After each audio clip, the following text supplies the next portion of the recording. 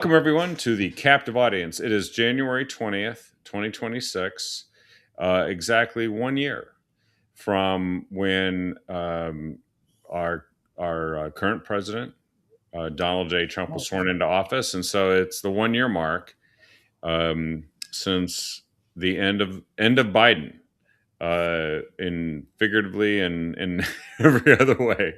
And we are very fortunate to have here tonight with us one of our regular special guests, Representative E. Werner Reschke, who not only can reflect on the past year, but also we can look ahead because there's a annual legislative session. It's the short session that starts, I think, like February 2nd or something like that, and goes for 4 weeks. I think it's really short, 5 weeks, and so it's in the context of a whole lot of stuff, both federal and state stuff that we have to pay attention to. Right. Welcome to the show, Representative Reschke. Good to be with you. Thanks. So this is interesting. I mean, maybe we'll just set the context here because I said we deviate wildly from the agenda, but the first two items fit with each other. There's a gas tax referral that got 250,000 signatures, which was almost 4 times what was needed to qualify for the ballot. And that resulted in not only that it qualifies for the ballot, but then the governor, Tina Kotek, for whom this is her baby that she has now apparently disowned. She isn't even giving it up for adoption. She's saying that's it. Yep. And she's calling for a repeal of the entire transportation bill, which is isn't that kind of like when somebody is playing a game with a ball as a bunch of kids, and the ball belongs to one of the kids, and they aren't winning. So then they stomp their foot, take their ball and say, "I'm leaving." Bill, ball, same thing, and throws a temper tantrum, and then nobody gets to play anymore. Yeah, that's it. That's kind of what it is. We in the long session in 25, we came up with a couple of ideas on how to balance ODOT's budget, make sure that roads were going to be plowed and roads were going to be maintained, and safety was first and paramount, without raising taxes. And imagine that Democrats didn't like those ideas. So part of them was to stop funding DEI and climate change initiatives within ODOT. There were some other ideas as well. One of them later on was to just give. So in 2017, we passed a transportation package. Every 8 years, we've done that. 2001, 2009, 17, and 25. And in 17, we increased the gas tax by 10 cents a gallon. It was 4 cents in the first year, then 2 cents, 2 cents, and 2 cents. And all that money was dedicated towards new projects. What was left out was maintenance. And so what we said is ODOT can't move a lot of money around because statutorily their hands are tied. So let's untie them. Let's say, ODOT, do the right thing, maintain roads first, do your projects second. Yeah. And that would cost the taxpayers no dollars. And unfortunately, the Democrats didn't like that idea either. Although now we're hearing the governor and Democrats say, hey, how about if we untie the hands of ODOT and let them do the right things? It was like, well, where did we hear that from? So, it's not that we've just been the party of no. We said no to that bad idea, which was to increase taxes, to increase payroll taxes, to increase DMV fees. We said yes to ideas that made sense and didn't cost taxpayers any more money, and yet got accomplished what people want. Well, and isn't it also true that we found, you in the legislature found money that was being wasted paying for renting space in a building that they weren't using entirely? Right. So ODOT's building is 5 stories. I think the top 2 or 3 stories are just unused. There's just nobody in there. It's empty. And we thought, well, why not? Why doesn't ODOT lease that out? Why are they just having empty space? Let's lease that out. Let's generate some revenue. There's businesses in Salem that would love to have that location. Yeah. And we're just saying, nope, this is ODOT's territory. It's got ODOT in the front of the building, so therefore nothing else can be in here. So that was, one of our ideas as well to generate revenue. And it would make perfect sense to do that Yeah. because it would cost the taxpayers nothing. It would actually help somebody that's looking for maybe some affordable space that's not being used. Right. Did they ever actually answer the this proposal and say stop doing that?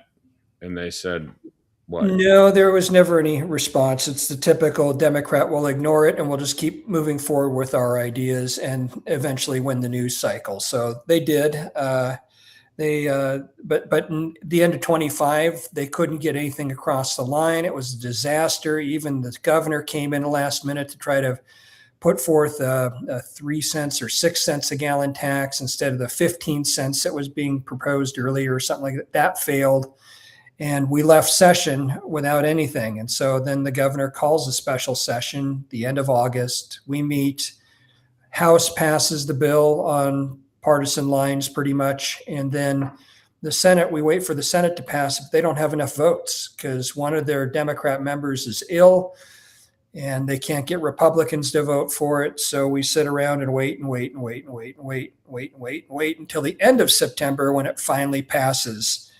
Then we have to wait for the governor to sign it. So she takes her sweet time not signing it, which is chewing up time to gather signatures for a referendum. Finally, she signs it at kind of the 11th hour.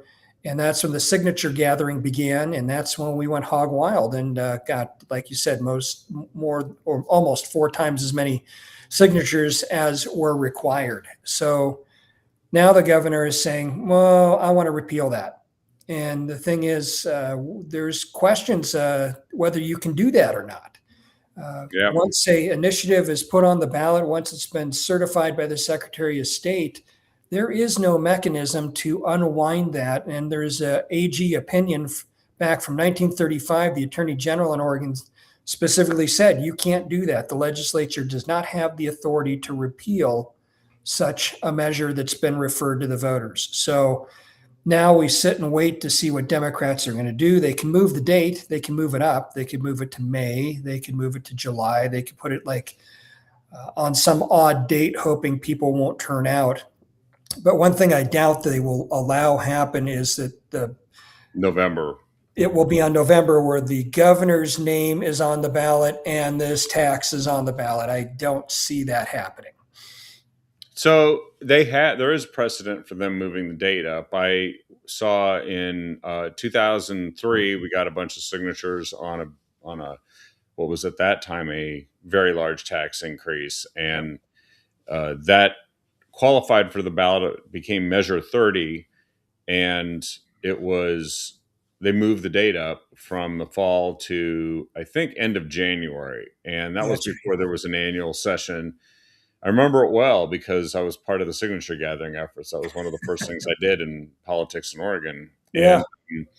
And then in 2009, we got a bunch of signatures for Measure 66 and 67, which were, I think one was corporate tax on business revenue, and the other was an income tax. Yep. And that also got moved up to, I think, a January vote of some kind. And since we're meeting in February, it's going to be hard to move it up to January. So that trick's done. But there's no doubt that they could move it up to the May election or call a special election. And I think we should cry foul because we know what they're trying to do. They're just trying to remove the tax, this unpopular tax, this wildly unpopular tax from the governor's name, even though this is her tax. This was her solution, and she pushed hard and moved mountains to make it pass, and it passed. And she should have to, kind of bear the consequences of that. And I think having it on the ballot with her November, if she wins her primary, which I assume she would, that she would have to face the consequences of what that might mean for her reelection. Yeah, Governor Kotax, basically. That's right. She owns it, and it's also true that this legal opinion that you were talking about. There was a letter to the editor that was sent to the Oregonian that was saying, "Let the voters decide." Yeah. In principle, if the Democrats are unsure about whether something was the right thing to do, then letting the voters decide should actually be to their credit. Yes. But they already know what the what the voters think of this, because not only did they see the testimony, which is 94% against, and you know how hard it is for us to get people to go Turn testify. out. Yeah. Yeah. I mean, our people don't camp out in Salem all the time and lobby and don't get days off because they're in a union. They have to travel from the far reaches of the state, and they have to be really angry because most of the time we're like, screw it, I don't care. Right. And we showed up and let them know. So then there was polling done by the campaign to get this on the ballot, and the polling showed that the tax is going to get walloped. It's going to be like 60-70% will vote against the tax increase. And so they can't afford to lose this much face to vote. No, and they'll probably take, the pie in the face early rather than late, because again, if it's on the November ballot, you'll vote against the tax and then you'll vote against the taxor. And again, she just won't allow that to happen. So the one thing the legislature can do is it can move the date forward a bit, but we'll see what happens. And again, I think that just shows what they're doing, what they're trying to do. They're trying to obfuscate the results of their actions, right? This is accountability, this referendum process, and they want to kind of pretend that, oh, it never happened. Ignore that. You're just making that up. We never meant that. Move along. Nothing to see here. That's right. Well, exactly. These are not the droids you're looking for. Yeah. But it would not be unprecedented for them to just say, well, then let's just rewrite the legal precedent and send it to these judges who always do what we want them to do.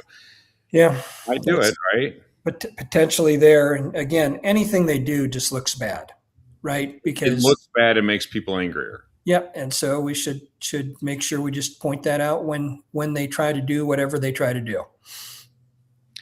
Well, and we do have some infrastructure problems, but they are messing up all these projects, right? Like the I-5 bridge, instead of costing what, $5 billion, it's now looking at 12. Yeah, exactly. Right? What's a couple billion between friends and bureaucrats and politicians, right? Yeah. And then, of course, there's the Rose Quarter, right? Which it was supposed to just be a traffic fix, and it turned into a community project. Yeah, a big dig style project like they had in Boston, which took forever and way over budget. And they want to create like a covered highway that actually has buildings and land on top of it. And that also, apparently both of those projects are not looking at getting federal funding now from the Trump. No, and this is something I learned in business, is when you have a potential to make a sale, you make the sale. You don't dilly-dally around. You don't say, oh, we'll get to it. You make the sale. You do the thing. And when an opportunity is there, you do it. And so that bill passed in 2017. The Rose Quarter was supposed to be $450 million. And then it just stalled because community members were mad. It didn't do what they wanted to do, which is odd because Portland legislators helped drive the whole package. And so it didn't do what they wanted to do. And so it just bogged down. And then we ran into this thing called inflation. Yeah. Right. And that's why you don't delay these things. You get them going as fast as you can. And there were three main projects. There was the Rose Quarter, there was the Abernathy Bridge, and there was 217. I think 217's probably the furthest along and probably closest to budget. Abernathy Bridge was to be 250, I think it was, and it's over 800, and they're still 400 million short. So it's just an insane thing going on. And again, this is what you have to remember. This is why inflation is so bad. It not only is the worst tax for low income people, because they can't keep up, it kills governments. I mean, it just crushes governments as far as, and then they say, well, we need more money, so we need to tax you more, which then creates more inflation, right? It raises prices north. And so inflation is just a bad monster all around. And what happened in the Biden administration, the transitory inflation, really, we're still feeling the effects now. And again, if you had a Yeah. project in that time period, you're way behind. Yeah, and they also, what was it called? Is it the PAL or something that Cotec did that actually Mm. jacked up the cost of these projects even further, Yeah, right? about 20%, correct, right. Yeah, what does that stand for? I don't remember. It's something in labor. So, Okay. but Pay a basically, lot for labor. yeah, that's probably a good one. But I've talked to contractors, and they say, yeah, it will increase the cost of government projects about 20%. And so here again, you have mandates by the governor unilaterally that are driving up the cost of these projects. And then they say, oh, we don't have any money. I know, let's increase the gas tax. That's the only way out of this problem. And it's like, no, the way out of this problem is get rid of the PAL. Let's have ODOT do what it's supposed to do instead of all these other things. And let's just do what people want. I don't think people want, maybe a few people in Portland want a covered area, but when you find out, oh, well, the cost for that's going to be 6, 8, 10, 12 cents a gallon of gasoline, then all of a sudden they're not so excited about it. Everybody's excited about a project if somebody else pays for it.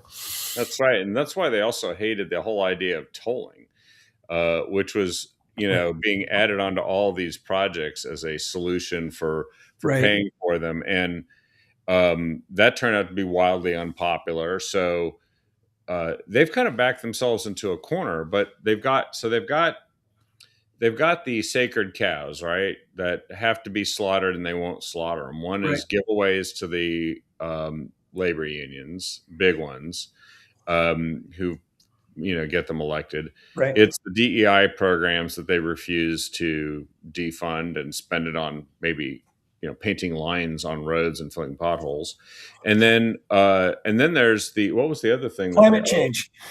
Yeah, climate change, another sacred cow, Yeah. which is so low on everyone's agenda who actually just is being asked to pay this tax Yeah. that they're kind of stuck. However, they don't seem to be yet terribly afraid that they're going to lose elections over it for these offices. And that's where this all comes to, right? Is they'll just keep doing it. Yep. Until they will continue to do it until you tell them stop. And one way was to vote on this tax. Another way is at the ballot box. You bet. Well, this is the challenge of 2026 within the state. Now, there are some other things that they're doing, and I just wanted to mention one of them is that there's that bill that passed that's supposed to pay striking workers unemployment money if they strike, including government workers. So the government's going to pay unemployment benefits to government workers to strike against the government to negotiate for more money. Right. And apparently that may not work out legally because the feds who are involved with the parameters of paying unemployment benefits and even funding it, right? Yep. Have said, no, we're not doing that. We're not paying people to not work who aren't looking for work. Right. Right. I mean, that was the whole point of unemployment unemployment insurance was an employer paid into the fund, and then when an employee was laid off, that they could get a benefit while they were looking for a new job, not so they could just not work for X number of weeks. Yeah. And then when that money ran out, then they would look for a job. There's always been the thought that a way you do that is you start at 100% in week 1, and then week 2 it's 95%, week 3 it's 90%, and it just ratchets down. And everybody at some point will say, okay, I'm not getting enough out of this payment system. I have to get a job. Yeah. Rather than being 100% for however many weeks, and then it's a cliff, and then it just falls off. And so, I mean, predictably, you know what's going to happen in that model. The other model, you'll get people moving much quicker. Yeah. And there are jobs, and there are, Yes. there's always a churn within the economy. But if you actually slow that process down as the government, you actually hurt everybody. You cost more money, you spend more money, you suck up more taxes, and then you make it you disincentivize people from moving on to the next job, Right.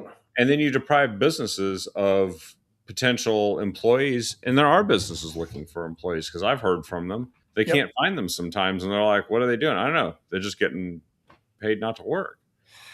Yeah, so it's I mean, we have very high unemployment, one of the highest rates in the nation, and yet we have employers looking for, workers, and it's kind of this odd mismatch. It's like, what's going on here?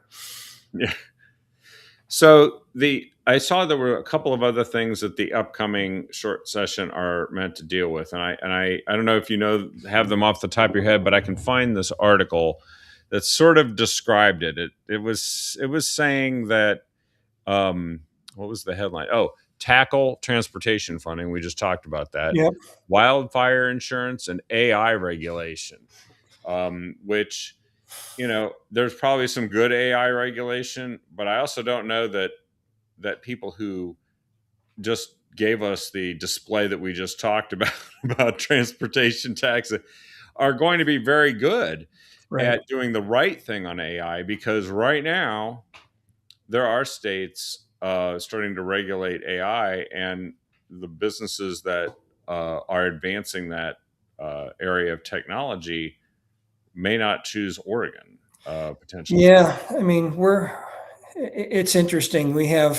There's a movement afoot to go after data centers as far as if they're in enterprise zones and get them out of there or stop allowing that. And it's kind of like, well, that's data centers bring jobs, they bring economic activity to a community, often a rural community, and they're good things, and yet we want to punish them. So we're not going to get the infrastructure from the data center. And then if we regulate AI itself, we're not going to get the bodies who actually do the programming for that stuff. And again, we're in competition with 50 states and then the rest of the world. And we pretend like, oh, well, we don't have any competitors. We can just do what we want because it's good. And it's like, well, if you do your good, then you're not going to get the business. And without the business, you're not going to get the jobs. So, I mean, those are usually pretty decent paying jobs, and they're pretty steady jobs as well. So, They're future jobs as yeah, well, yeah. So and it's really sad. Oregon used to be one of the top manufacturing states in the country, whether it was our natural resources or other goods and services. And the reason was our energy was so affordable. Electricity was really affordable. Gas That's was why really data affordable. centers came here too. That's right. And since then, we've, in the last 10, 20 years, we've decided we're going to change that. So we make our electricity expensive. We put on regulations. We've made our gas expensive. Matter of And fact, unreliable. and unreliable. Right. Exactly. So I don't know what data center would really want to come to Oregon or expand in Oregon at this point without the assurity that we're going to have affordable power and it's going to be, sustainable. Yep.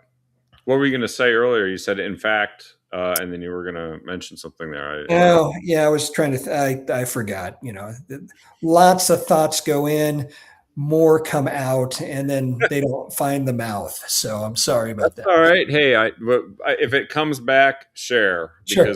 because your thoughts are always really, really great and informative. So yeah, so that's AI regulation. So they're going to take a state that has companies leaving or shrinking their Yeah. operations, Yeah. and of course some that aren't going to bother to locate here at all. And they're going to take the leading edge industry that's actually driving economic growth in the Right. country and maybe potentially give it a reason not to be here while we hobble up the energy system that would be needed to power that. Yeah. Not to mention make sure that we all have electricity. So these are the the brain trust that's running Oregon is coming up with. Uh, what is the wildfire insurance thing? I mean, I thought that we kind of fixed the fire maps thing. Is it sort of only half fixed? Yeah, I don't know exactly. I mean, there's so the fire maps from the state went into effect in 2021, and that was Senator Golden's brainchild, and all it did is inflate costs for homeowners insurance uh, tremendously. And if you lived in a forest or near a forest, or you could see a forest, your homeowners insurance went through the roof. And so we finally got those maps repealed, but the damage had been done. Some insurance companies were claiming, well, we didn't use those. It was just we have our own maps, but I don't think the state's maps, which weren't accurate, very accurate, helped at all. So I think, as we come out of fire season and we're not having as big a fire season as we did before, and we're doing a lot of things to harden, areas around homes, etc. I'm hoping those prices come down again, because it's just if we just do this one simple thing, it's called cut trees. We wouldn't have this problem as much. So we seem to have not done that, and I'm still kind of hoping the federal government will change its U.S. forest policy and its BLM policy and cut trees. Well, so they claim that they're going in this legislation. Lawmakers are addressing wildfire insurance affordability and accessibility. They say insurance companies have received a record number of claims, property damage by the wildfires. And then they cite California as an example of states that have seen insurance companies pull out Yes. as a result. Now, I think that if they try to force insurance companies to do something with regulation, they'll probably end up with less insurance companies covering people, almost guaranteed, right? Right. I mean, an insurance company is a business, right? And if you can't make money in a certain state because of regulations, or the risk is greater than the reward, then they'll leave. And that's a real bad thing, because the fewer and fewer insurance companies you have, then the prices go up because you have less supply of something. So it's not that the demand will go away, but the supply will go diminish, and that raises prices. So again, here's another thing that could drive insurers out of the state. Again, I need to see the legislation to know, but when we try to fix something, and I say that we, the legislature, try to fix something, we always seem to cause damage somewhere else. So That's right. we're very, very good at that. It's kind of like when you're carrying a big board through a place, and you're trying to avoid the thing in front of you, and so you turn and That you way. avoid the thing in front of you, but you knock the thing behind you pretty hard and damage that. So that's kind of the way we tend to operate. That sounds about right. So you've reflected recently on the one big beautiful bill, and you did that in because you A have working families tax cut bill, HR1, correct? Yes. yeah, which has actually it is actually helping working class Oregonians Yeah. and businesses, the ones we talked about, that are struggling with capital investment. They get some deductibility, additional depreciation of investment, accelerated depreciation, Right. but tax on tips, tax on overtime, and Social Security those aren't billionaires, and so there's some benefits to this bill, and you talked about that in a column, and that's good news, Yep. right?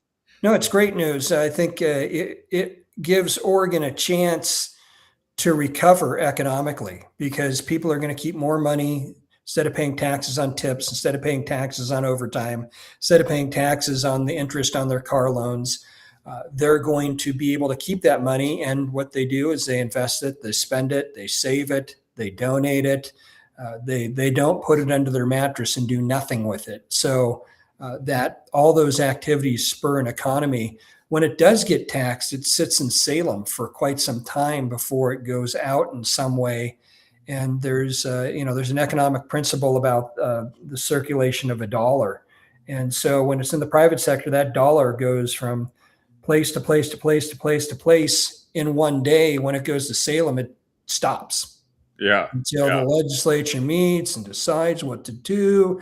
And then it goes to the agency and they decide what to do. And then it finally goes out the door, but it may not go out the door to where it would have normally gone had it stayed in the private sector. So And of course, if it was to build an I-5 bridge or a Rose Quarter there you go. overpass, it never goes out. It It ends up never going got into out, a right? Yeah. DEI program someplace. So yeah, it's I know Democrats.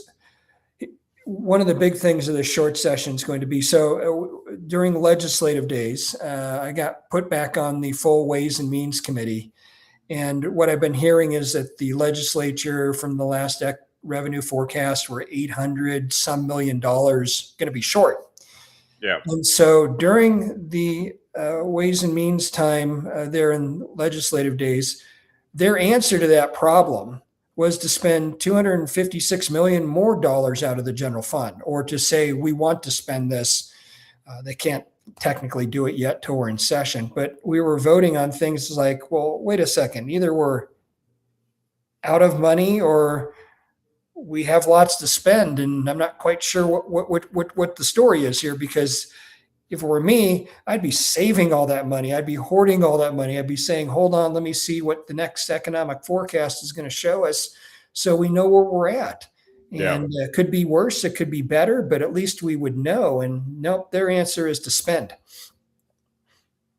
Which is doubly bad, because then what they do is they play this game, which the media gives them cover for, right? They run out of money. Yep. Later, and then they say, well, we're going to have to do some cuts. The only thing, it's a revenue shortfall. It's always a revenue shortfall. It's never a spending overage. Yeah. Revenue shortfall. And so therefore the only answer is to go to the ATM and get more revenue, which is the taxpayer.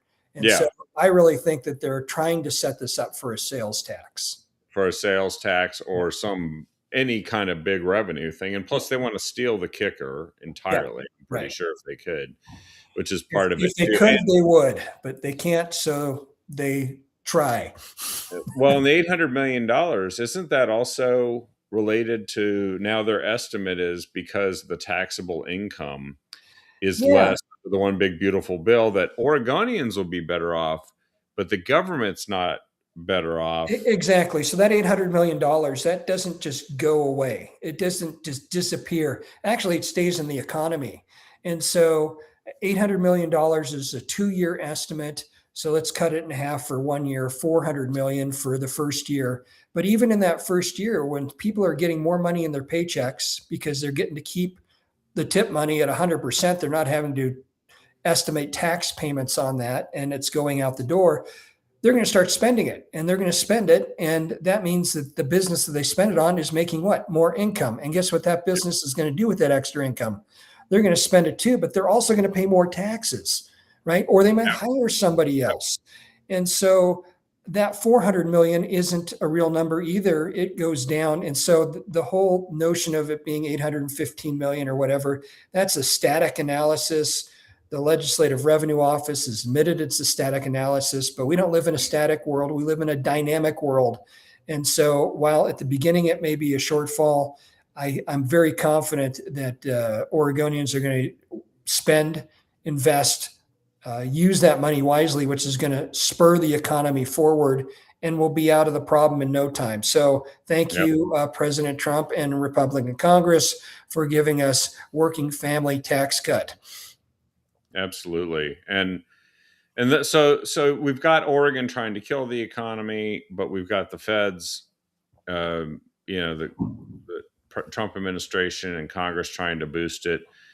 It's hard to say where this is going to end up with, but the other thing that seems to be going on right now is, well, twofold. One is, what are they doing to pay any attention to spending? You just described how they wanted to spend more money here. At the federal level, they're looking at everything now. And you wrote a column about Oregon Doge and the potential for us to start altering course here. because it's now part of the lexicon. Like people actually do ask, what are you spending that money on and why? Right. Right. So, I mean, we look at the ODOT problems, and we were looking within ODOT to solve the problems. And I think you can solve them for a while inside. But I always look at a bigger picture and say, okay, our car budget, quote unquote, is we don't have enough money for car budgets. So what do we need to do? Okay, we'll drive less and whatever. But you also look outside of the car budget. You look at your entertainment budget and you say, oh, well, maybe we don't need to subscribe to Hulu and Netflix and Amazon Prime and let's pick one and stick with that and save that money and move it to the auto budget. So in that analogy, we have decided as a legislature to spend $1 billion in the next 2 years. That's $1,000 million in the next 2 years on healthcare for illegal immigrants, illegal aliens. And so, $1 billion. $1 billion. And it was probably higher than that. And then, and that's general fund money. So that means it's money that could be spent on anything, but we've decided as a legislature, that's what we're going to do. Right. So when I hear we don't have money, I say, well, we do, we're just spending it unwisely. Another thing we do is we incarcerate illegal aliens. And if our incarceration rate is anywhere near what the feds is, I think theirs is about 20%. So 1 out of every 5 inmates in the federal prison system is an illegal alien. If Oregon is anywhere near that, that's $300 million every 2 years that we spend on incarceration. The government should commute their sentence, call ICE and say they'll be out the door on such and such a time, and we get those people out of the country. And now the taxpayer isn't on the hook for feeding them, clothing them, giving them health care, all those things. So, I mean, I've just come up with $1.3 billion and I'm just getting started. So the fact that we don't have enough money is a spending problem. It's a priority problem. And we could do a lot better. And we don't. We spend on these things that, to me, don't make sense.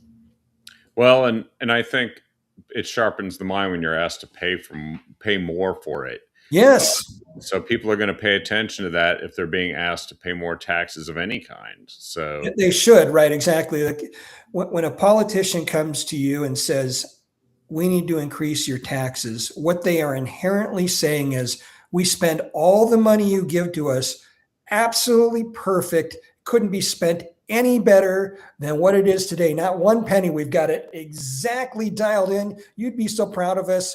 The only answer is more money from you. And my answer is always, no, let's open the books and see how you're spending that money first. And then we'll decide whether we do more taxes or not. So you mentioned about spending $1 billion on illegal immigrants, giving them benefits, which is a magnet for them to come. Besides this, come to Oregon, right? Yeah. Which criminals love. Oregon, if they're illegal aliens and they're committing crimes, they love Oregon because Oregon will act like they have to be shielded from deportation so that we can have more criminals here. Yeah. And then they commit more crimes, which costs us more money. And then you mentioned the incarceration. So there seems to be a devil's brew of problems here in Oregon, because not only are we a sanctuary state, right, and we're paying illegal immigrants to come here and stay here. We pay illegal aliens get in-state tuition at higher education institutions. We give them, medical care. We give them grants to go to college. We pay for their education from K through 12. We do, pre-K now. We pay for that, and so on and on it goes. And so, I haven't talked about housing assistance or anything like that, or air conditioners or refrigerators or all these health determinants that's in OHA's budget. So it's this big problem. That one policy is billions of dollars every 2 years that comes from the general fund that we could certainly, just by changing that one policy, we'd probably have more money than we know what to do with. We could actually solve all of ODOT's problems, and we could solve other problems, and we could solve other problems rather than the way we spend it today. Yeah, and I'm seeing, a lot of people are concerned about the cost of healthcare, the premiums going up. Great. Yeah. Maybe this money could be spent on that too, instead of spending it on illegal immigration. Now, there's a lot of things that need to be fixed with our healthcare system, and certainly Oh yeah. the Obamacare marketplaces have truly backfired and created an unaffordable care system. Sure.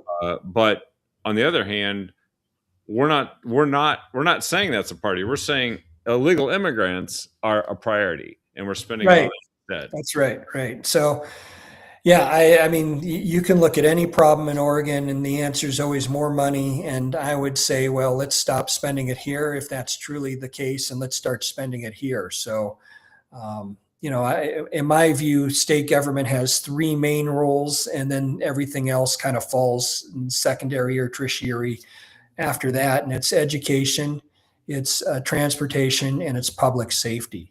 And Yeah. so we should really focus on those three things and make sure that they are first cabin, uh, head of the class, all that stuff. Just a number one, that we're in the top 10 on all of those three things. And then if there's any money left over, do some of the other things. But we seem to spend all the money on other things and then starve those three things. Yeah, we've cut the vital important Yep. things. Yep. So, but also we've got a situation where Oregon's decided that they're going to resist and, in fact, frustrate federal law enforcement in simply removing, starting with the people that have criminal histories or have been involved with criminal activity, Yeah. and we have paired that up, and this is the devil's brew, with lax bail laws that Yeah. say that you only have to pay 1/10 of that, and we're going to release Yeah. you on relatively easy circuit. We're going to let you walk because we're going to pretend like you're not a flight risk. And I can't think of a more obvious flight At risk risk than somebody who's not here legally and has no ties to the community. And yeah. and might be part of a criminal gang too who's engaging in these activities. There's an example in Eugene. There was a Colombian illegal immigrant crime ring that was robbing Asian Americans. Oh, wow. Their home break-ins while they were working they cased them. They're very sophisticated. Yeah. They went after them. It went on for more than a year, and they caught 13 people.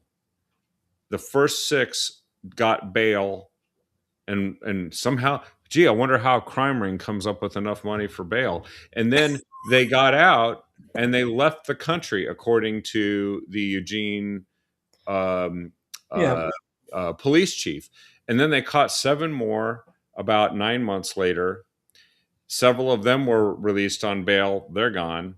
They Right. got 4. They deported 1, and then they got 3 And left. they're gone. They may just go to another sanctuary state. They may go back to their home country for a little bit, retool, and come back.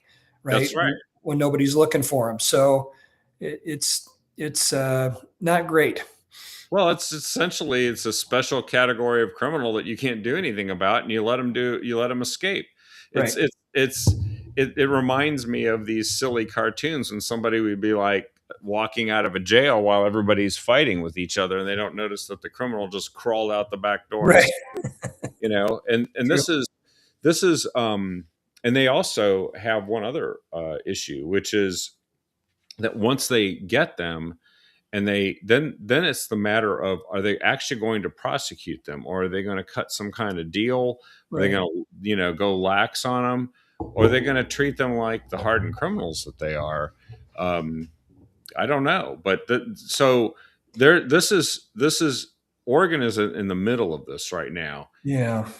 And what do you think about that? Because that's obviously like the top issue in the country, and there are literally people running around screaming that ICE should stop removing these people from the country. Well, I have a couple of solutions. One is, I stands for Immigration Customs Enforcement. Hmm. And really, they should just change their name to the National Immigration Custom and Enforcement, so they'd become from ICE to NICE. And Nice. then, and then when people are anti-NICE, we won't side with them. Nobody wants to be anti-NICE. So Nice. Nice. So that's one solution. The other solution is, I mean, what I see is just a parallel to the defund the police, right? It So is. It's it George is. Floyd Redux, right? It is. It's just different. They've just put on different clothes and different language, but it's the exact same crowd, the exact same message, saying we disrespect law enforcement. We don't think that law enforcement should happen. We think that we should celebrate criminals and because of their skin color or because of their immigration status or whatever. And we think that's a better way to have a society. And it's a terrible way to have a society. It's just awful. So again, this is nothing more than that. Although it's ramped up a bit, and there's been some shootings and so forth. So that's what makes it more dangerous, and using cars as weapons to drive over officers, etc. So Well, and the public officials that are in favor of this policy and actually put a lot of the policies in place in the state of Oregon and actually supported President Biden when he let millions of people, including 650,000 people with criminal records, into the United States. amazing. Those people are now encouraging and Yep. urging the people that are interfering with federal law enforcement, Right. attacking federal law enforcement. Right. I've seen the videos. You've seen them too. Yep. They're throwing frozen water bottles and rocks. They're parking their cars and blocking them. They're physically assaulting ICE officers while they're doing their job. And there Yeah. was even an ambush the other day that Doxing them and going doxed. to their homes, and so it's not. It's a terrible thing. I think this is you can't have a society when you have that kind of chaos. You can't have the social compact is broken at that point. So God bless those men and women who work for ICE and go to work every day and do the right thing. And we should support them just like we support law enforcement officers that go to work every day and do the right thing. Well, and if you support regular local law enforcement, Yeah, you should want less of these criminals to be running around for local law enforcement to have to go investigate, correct. Yeah. and prosecute, and arrest, and all that kind of stuff. Yep. Yep. Well, I think we've solved most of the world's problems here in the immediacy. But Touche. Good. That's great. That was my goal. well, Half, now, half of the world's problems, and if we got them all, okay, great. yeah, we got a chunk of them, a decent chunk. Well, so what are some of your thoughts here on what's going to happen in the session? Yeah. Are we? What are you? If you had to make some predictions as to what you think's going to happen, and will we be just back in another special session, or is there going to be an election in March? I mean, I don't know what they're going to do about all this stuff, but what would be your guess? Well, I think the big topic that's going to cover everything. I mean, there's going to be the transportation tax, what to do about that. But I think the bigger problem is what we talked about earlier, and it's not enough money, quote unquote.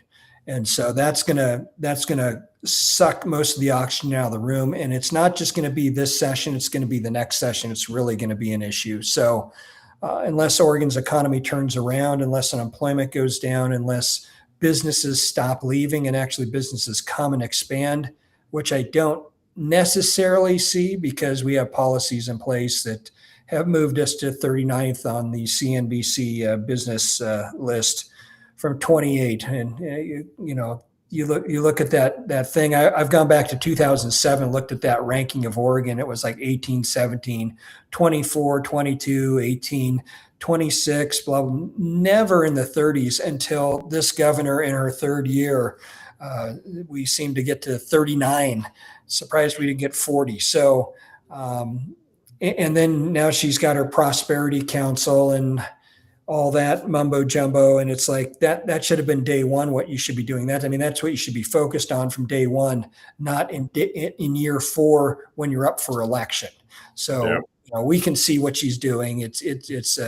There's the answers are simple. It's to lower taxes, lessen regulation, and let this economy hum and encourage businesses to come, encourage businesses to thrive, stay connected fully to the working family tax cut that was put through Congress and President Trump signed. Don't disconnect at all, because all those things on the business side also spur on business in an income tax state.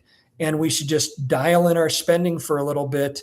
And I've given them and you a few suggestions to find a few $1 billion here and there, and you'll watch this thing explode, because I think Oregon is primed to really move forward. We just need the right leadership and the right policy.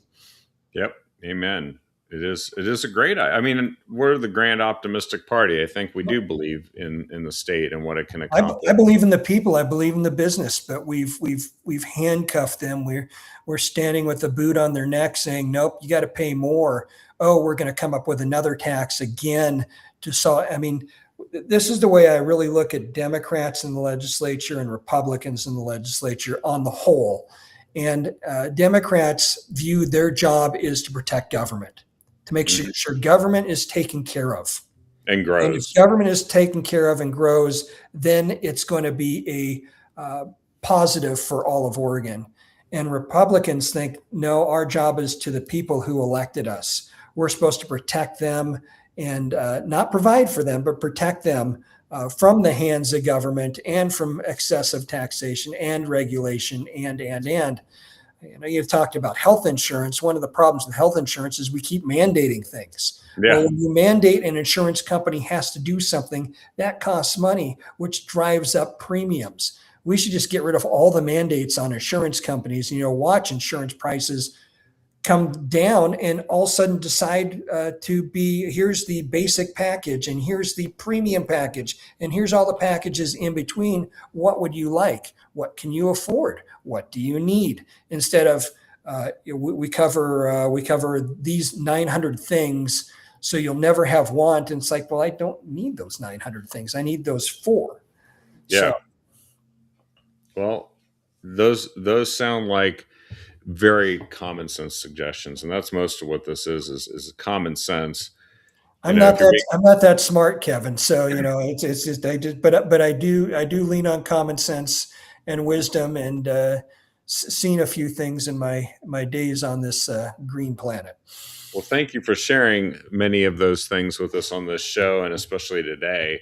Yep. And we wish you and the rest of the legislators the best of good luck in whatever you manage to do here, because I know it's not easy, but at the same time, maybe calling this out and shining a light on it can make a big difference, and certainly changing who we have as leaders next fall. If this leads to that, this is all good. Yeah, the special session, not special session, the short session typically it's in the even numbered year, so it's right before the primary and right before the general election, and Democrats usually use it to put forth bills that make them look good, right? And so you're going to see a lot of feel-good bills that really do nothing, or we already do that thing, but they're going to double down on doing it. And it's like, but those aren't the problems that really need solving. These are the problems that need solving, and they're going to try and sweep those under the rug or just say we need more money. Well, we'll keep our eye on it and come back and help us be aware of when the next opportunity to speak out happens, because we spoke out on the tax referendum and we got more to do. So be ready. By the way, your legislative website, OregonLegislature.gov/ and then your last name, Reschke. Yep. And then your campaign website is Werner for Oregon, FOR.com. Yep. And so folks want to get more information, they can follow you there. I blog there quite a bit, and you can also donate there as well. So always appreciative. I always appreciate that as well. So everybody should get out and do that right now. I'm putting it on the site. Go.